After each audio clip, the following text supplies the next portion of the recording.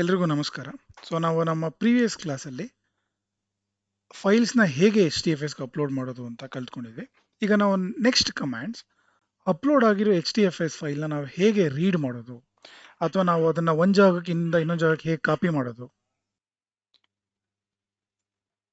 ಹೇಗೆ ಫೈಲ್ಸ್ನ ರಿಮೂವ್ ಮಾಡೋದು, HDFS ಅಲ್ಲಿ ರೀಸೈಕಲ್ ಬಿನ್ ಅಂದರೆ ಏನು, ಇದನ್ನೆಲ್ಲ ಅರ್ಥ ಮಾಡ್ಕೊಳ್ಳೋದು. ಸೊ ಮೊದಲನೇದಾಗಿ ನಾವು HDFS ಫೈಲ್ಸ್ನ ರೀಡ್ ಮಾಡೋಕ್ಕೆ ನಮ್ಮ ಹತ್ರ ನಮಗೆ 3 ಕಮಾಂಡ್ಸ್ ಇದೆ. ಒಂದು ಕ್ಯಾಟ್, ಒಂದು ಹೆಡ್, ಒಂದು ಟೇಲ್. ನಾನು ನಮ್ಮ ಪ್ರೀವಿಯಸ್ ಕ್ಲಾಸಲ್ಲಿ ನಾವು ಈ ಫೈಲ್ನ HDFSಗೆ ಅಪ್ಲೋಡ್ ಮಾಡಿದ್ವಿ. ನಾವು ಈ ಫೈಲ್ನ ಯೂಸ್ ಮಾಡಿಕೊಂಡು ನಾವು ರೀಡ್ ಕಮಾಂಡ್ನ ರನ್ ಮಾಡೋದು. ಸೊ ಅಡೂಪ್ FS -cat ನಿಮ್ಮ ಫೈಲ್. ಇದು ನಿಮ್ಮ ಫೈಲನ್ನು, ಡೇಟಾ ನೋಡಲ್ಲಿ ಸ್ಟೋರ್ ಆಗಿರೋ ಫೈಲನ್ನು ಒಂದೊಂದೇ ಬ್ಲಾಕ್ ಆಗಿ ಸ್ಪ್ಲಿಟ್ ಆಗಿ ಸ್ಟೋರ್ ಆಗಿರೋ ಡೇಟಾನ ನೇಮ್ ನೋಡ್ ಅದನ್ನ ಕಂಬೈನ್ ಮಾಡಿ ನಿಮಗೆ ರೀಡ್ ಮಾಡುತ್ತೆ. So minus command, cat command ನೀವು ರನ್ ಮಾಡಬೇಕಾದ್ರೆ ಏನ್ ಕೇರ್ಫುಲ್ ಆಗಿರಬೇಕು ಅಂದ್ರೆ, ನೀವು 10 GB ಫೈಲ್ ಅಥವಾ 20 GB ಫೈಲ್ ಅಥವಾ 1 GB ಫೈಲ್ಗೆ ನೀವು ಕ್ಯಾಟ್ ಕಮಾಂಡ್ ರನ್ ಮಾಡಿದ್ರೆ ಅಲ್ಲಿ thousands of millions of lines ಇರುತ್ತೆ. ಅದೆಲ್ಲ ನಿಮಗೆ ಕನ್ಸೋಲ್ ಅಲ್ಲಿ ಪ್ರಿಂಟ್ ಆಗುತ್ತೆ. ನೀವು ಅದನ್ನ ರನ್ ಮಾಡಬೇಕಾದ್ರೆ ಹುಷಾರಾಗಿರ್ಬೇಕು. ಸೊ ಹಾಗಾದ್ರೆ ನಮ್ಗೆ ಯೂಶುವಲ್ ಆಗಿ ಯೂಸ್ ಕೇಸಸ್ ಹೇಗ್ ಬರುತ್ತೆ ಅಂದ್ರೆ, ಈಗ ಯಾರಾದ್ರೂ ನಮ್ಗೆ ಒಂದು ಫೈಲ್ ಕಳ್ಸಿರ್ತಾರೆ. ಸೊ ಫೈಲಲ್ಲಿ ಡೇಟಾ ಇದೆಯಾ, ಆ ಫೈಲಲ್ಲಿ ಹೆಡರ್ ಕರೆಕ್ಟ್ ಆಗಿದೆಯಾ, ಆ ಫೈಲಲ್ಲಿ ಟೇಲರ್ ಕರೆಕ್ಟ್ ಆಗಿದೆಯಾ, ಇದನ್ನ ನಾವು ಚೆಕ್ ಮಾಡಬೇಕಾಗುತ್ತೆ. ಅಂದ್ರೆ ಡೇಟಾ ಫೈಲ್ ಕ್ವಾಲಿಟಿ ಚೆಕ್ ಮಾಡಬೇಕಾಗುತ್ತೆ. ಹಾಗಾದ್ರೆ ನಾವು ಅದನ್ನ ಹೇಗೆ ಚೆಕ್ ಮಾಡೋದು? ನಾವು ಕ್ಯಾಟ್ ಕಮಾಂಡ್ ಯೂಸ್ ಮಾಡಿ ಎಲ್ಲಾ ಕಂಟೆಂಟ್ ಕನ್ಸೋಲ್ ಪ್ರಿಂಟ್ ಮಾಡೋ ಬದಲು ನಾವು ಹೆಡ್ ಕಮಾಂಡ್ ಯೂಸ್ ಮಾಡ್ಬೋದು. ಹೆಡ್ ಏನ್ ಮಾಡುತ್ತೆ, ನಮಗೆ ಟಾಪ್ ಫ್ಯೂ ರೆಕಾರ್ಡ್ಸ್ ನ ಮಾತ್ರ ನಮಗೆ ಅದು ಪ್ರಿಂಟ್ ಮಾಡುತ್ತೆ. ಅದೇ ತರ ಟೇಲ್ ಕಮಾಂಡ್ ನಿಮ್ಗೆ ಬಾಟಮ್ ಇಂದ ಫ್ಯೂ ಟಾಪ್ ರೆಕಾರ್ಡ್ಸ್ ನ ನಿಮ್ಗೆ ಪ್ರಿಂಟ್ ಮಾಡುತ್ತೆ. ಇಲ್ಲಿ ನೋಡ್ಬೋದು, ನೀವು ಹೆಡ್ ಕಮಾಂಡ್ ರನ್ ಮಾಡಿರೋದ್ರಿಂದ ಇಷ್ಟು ಡೇಟಾ ಮಾತ್ರ ಪ್ರಿಂಟ್ ಆಗಿದೆ. ಸೊ ಇಲ್ಲಿ ನೀವು ಅಬ್ಸರ್ವ್ ಮಾಡಿದ್ರೆ ಈ ಫೈಲ್ ಅಲ್ಲಿ ಇದು ಹೆಡರ್ ಅಂದ್ರೆ ಕಾಲಮ್ ನೇಮ್ಸ್. ಸೊ ಇಲ್ಲಿ ಎಲ್ಲಾ ಕಾಲಮ್ ನೇಮ್ಸ್ ಕರೆಕ್ಟ್ ಆಗಿದೆಯಾ ಅಂತ ನೀವು ಚೆಕ್ ಮಾಡಿ ನಿಮ್ಮ ಫೈಲ್ ಕ್ವಾಲಿಟಿನ ನೀವು ಅಪ್ರೂವ್ ಮಾಡ್ಬೋದು. ಅದೇ ತರ ನೀವು ಟೇಲ್ ಕಮಾಂಡ್ ನ ರನ್ ಮಾಡಿ, ಟೇಲ್ ಕಮಾಂಡ್ ನ ನೀವು ರನ್ ಮಾಡಿದ್ರೆ ಅದು ನಿಮಗೆ ಬಾಟಮ್ ಇಂದ ರೆಕಾರ್ಡ್ಸ್ ನ ತೋರಿಸುತ್ತೆ. ಸೊ ನೀವು ಈ ಯೂಸ್ ಕೇಸಸ್ ಅಲ್ಲಿ ನೀವು ಹೆಡ್ ಅಥವಾ ಟೇಲ್ ನ ಯೂಸ್ ಮಾಡಬಹುದು. ನಮ್ಮ ನೆಕ್ಸ್ಟ್ ಕಮಾಂಡ್, ನಾವು ಒಂದು HDFS ಲೊಕೇಶನ್ ಇಂದ ಇನ್ನೊಂದು HDFS ಲೊಕೇಶನ್ಗೆ ಹೇಗೆ ಡೇಟಾ ಕಾಪಿ ಮಾಡೋದು ಅಂತ. ಹಾಗಾದ್ರೆ ಅದ್ರ ರಿಕ್ವೈರ್ಮೆಂಟ್ ಏನು, ನಮ್ಗೆ ಯಾವಾಗ ಅದ್ರ ರಿಕ್ವೈರ್ಮೆಂಟ್ ಬರುತ್ತೆ? ಈಗ ನೀವು ಬ್ಯಾಂಕಿಂಗ್ ಕಂಪ್ನಿ ಡೇಟಾಬೇಸ್ ಅಲ್ಲಿ ವರ್ಕ್ ಮಾಡ್ತಿದ್ದೀರಾ, ನೀವು ಲೋನ್ ಸೆಕ್ಷನ್ ಅಲ್ಲಿ ಇದ್ದೀರಾ, ಇನ್ನೊಬ್ರು ಕ್ರೆಡಿಟ್ ಕಾರ್ಡ್ ಸೆಕ್ಷನ್ ಅಲ್ಲಿ ಇದ್ದಾರೆ. ಸೊ ನಿಮ್ ಒಂದು ರಿಕ್ವೈರ್ಮೆಂಟ್ ಬಂತು, ಅದೇನಂದ್ರೆ ಕಸ್ಟಮರ್ ಕ್ರೆಡಿಟ್ ಸ್ಕೋರ್ ಬೇಸ್ ಮೇಲೆ ಲೋನ್ ಅಪ್ರೂವ್ ಅಥವಾ ಡಿಸಪ್ರೂವ್ ಮಾಡೋದು. ಸೊ ನೀವು ಲೋನ್ ಡಿಪಾರ್ಟ್ಮೆಂಟ್ ಅಲ್ಲಿ ವರ್ಕ್ ಮಾಡ್ತಿರೋದ್ರಿಂದ ನಿಮ್ಗೆ ಆ ಕಸ್ಟಮರ್ ಕ್ರೆಡಿಟ್ ಸ್ಕೋರ್ ತಿಳ್ಕೊಳ್ಬೇಕಾಗಿ ಬರುತ್ತೆ. ಆಗ ಕ್ರೆಡಿಟ್ ಸ್ಕೋರ್ ಡಿಪಾರ್ಟ್ಮೆಂಟ್ ಫೈಲ್ಸ್ ನ ನೀವು ನಿಮ್ಮ ಲೊಕೇಶನ್ಗೆ ಸೇವ್ ಮಾಡ್ಕೊಂಡು ಅದ್ರ ಮೇಲೆ ನೀವು ಅನಾಲಿಸಿಸ್ ನ ಮಾಡಬೇಕಾಗುತ್ತೆ. ಸೊ ಈ ಸಿಚುವೇಶನ್ ಅಲ್ಲಿ ನೀವು ಡೇಟಾನ ಒಂದ್ ಜಾಗದಿಂದ ಇನ್ನೊಂದು ಜಾಗಕ್ಕೆ ಕಾಪಿ ಮಾಡಬೇಕು. ಸೊ ರಿಮೆಂಬರ್, -cp ಕಮಾಂಡ್ ನೀವು ಡೇಟಾನ HDFS ಲೊಕೇಶನ್ ಇಂದ ಇನ್ನೊಂದು HDFS ಲೊಕೇಶನ್ಗೆ ಕಾಪಿ ಮಾಡೋಕೆ ಮಾತ್ರ ಯೂಸ್ ಮಾಡೋದು.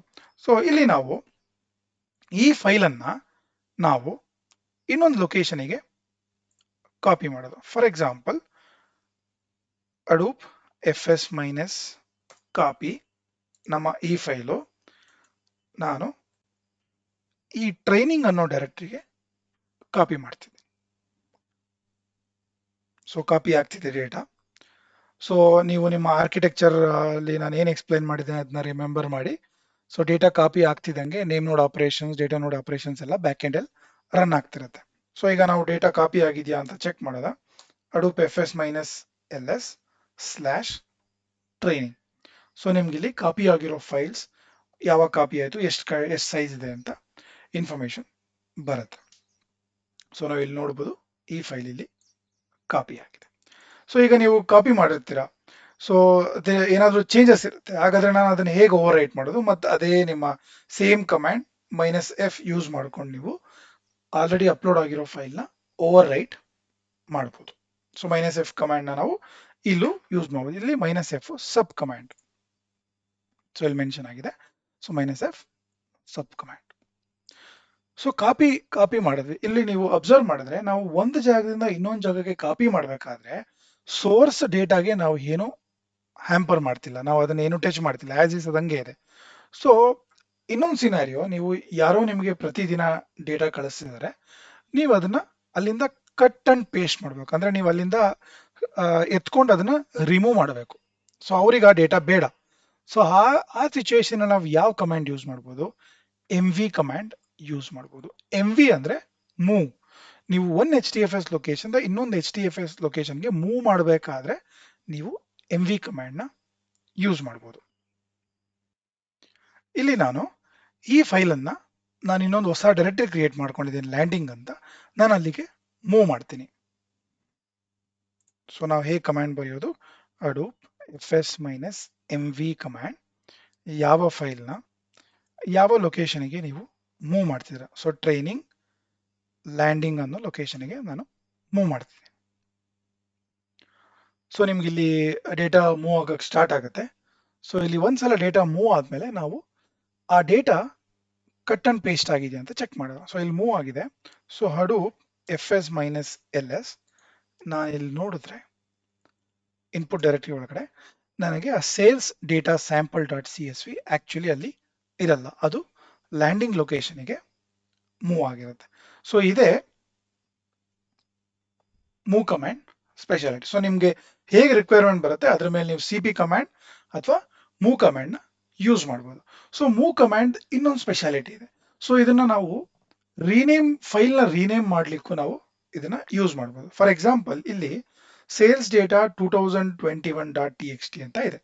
ಸೊ ನಾವು ಇದನ್ನ ರೀನೇಮ್ ಮಾಡಬೇಕು. ಫಾರ್ ಎಕ್ಸಾಂಪಲ್ 2020 Q1 ಅಂತ ರೀನೇಮ್ ಮಾಡಬೇಕು. ಹಾಗಾದ್ರೆ ಹೇಗೆ ರೀನೇಮ್ ಮಾಡೋದು? ನಾವು MV ಕಮಾಂಡ್ ಯೂಸ್ ಮಾಡ್ಕೊಂಡು ಇದನ್ನ ರೀನೇಮ್ ಮಾಡ್ಬೋದು. ಸೊ ಅಬ್ಸರ್ವ್ ಮಾಡಿ. ಸೊ ಇಲ್ಲಿ ನಾನು hadoop fs -mv location of the file, source location of the HDFS file space next location. ನೀವು ಇಲ್ಲಿ ಅಬ್ಸರ್ವ್ ಮಾಡಿದ್ರೆ ನಾನು ಏನ್ ಮಾಡ್ತಿದ್ದೀನಿ, ಟ್ರೈನಿಂಗ್ ಅದು ಡೈರೆಕ್ಟ್ರಿ, ಇನ್ಪುಟ್ ಡೈರೆಕ್ಟ್ರಿ, ನಾನು ನೆಕ್ಸ್ಟ್ ಇಲ್ಲಿ Q1 ಅಂದ್ರೆ ಫೈಲ್ ನೇಮ್ ಚೇಂಜ್ ಮಾಡ್ತೇನೆ. ನಾನು ಆಗ್ಲೇ ಎಕ್ಸ್ಪ್ಲೈನ್ ಮಾಡ್ದಂಗೆ. ಸೊ HDFS ಆಟೋಮೆಟಿಕ್ ಆಗಿ ಐಡೆಂಟಿಫೈ ಮಾಡುತ್ತೆ. ಸೊ ಟ್ರೈನಿಂಗ್ ಅನ್ನೋದು ಡೈರೆಕ್ಟ್ರಿ, ಇನ್ಪುಟ್ ಅನ್ನೋದು ಡೈರೆಕ್ಟ್ರಿ, ಸೊ ನೆಕ್ಸ್ಟ್ ಏನಿದೆ ಅದು ಫೈಲ್. ಸೊ HDFS ಅರ್ಥ ಆಗುತ್ತೆ. ಸೊ ಈ ಫೈಲ್ ಅನ್ನ ನಾನು ಈ ಫೈಲ್ ಆಗಿ ಸ್ಟೋರ್ ಮಾಡಬೇಕು. ಬಟ್ ಎಲ್ಲಿ ಸ್ಟೋರ್ ಮಾಡಬೇಕು? ನಾನು ನನ್ನ ಸೋರ್ಸ್ ಲೊಕೇಶನ್ ಮತ್ತೆ ನನ್ನ ಡೆಸ್ಟಿನೇಷನ್ ಲೊಕೇಶನ್ ಎರಡು ಒಂದೇ ಕೊಟ್ಟಿರೋದ್ರಿಂದ ಇದು ಆಕ್ಚುಲಿ ಕಟ್ ಅಂಡ್ ಪೇಸ್ಟೇ ಮಾಡುತ್ತೆ, ಬಟ್ ಇದು ರೀನೇಮ್ ಆಗಿ ಬಿಹೇವ್ ಮಾಡುತ್ತೆ. ಸೊ ನೀವು ಇದೇ ಕಮಾಂಡ್ ನ ಟ್ವಿಸ್ಟ್ ಮಾಡಿ ರೀನೇಮ್ ಕಮಾಂಡ್ ಆಗಿ ಯೂಸ್ ಮಾಡ್ಬೋದು. ಸೊ ಇದು ರನ್ ಆಗ್ತಿದೆ. ಸೊ ಫೈಲ್ ರೀನೇಮ್ ಆಗ್ತಿದೆ. ನಾವು ಈ ಫೈಲ್ ನ ರೀನೇಮ್ ಆಗಿದೆ ಅಂತ ಚೆಕ್ ಮಾಡೋದ? ಸೊ hadoop fs -ls ನಾನು ಇನ್ಪುಟ್ ಡೈರೆಕ್ಟರಿಯಲ್ಲಿ ಲೀಸ್ಟ್ ಮಾಡ್ತೀನಿ. ಸೊ ನೀವು ಇಲ್ಲಿ ಅಬ್ಸರ್ವ್ ಮಾಡ್ಬೋದು, ಆ ಫೈಲು ರೀನೇಮ್ ಆಗಿರುತ್ತೆ. ಸೊ ಫೈಲ್ ರೀನೇಮ್ ಆಗಿದೆ. ಸೊ ನೀವು MV ಕಮಾಂಡ್ ನ cut and paste and as well as rename ಮಾಡೋಕ್ಕೂ ಯೂಸ್ ಮಾಡ್ಬೋದು.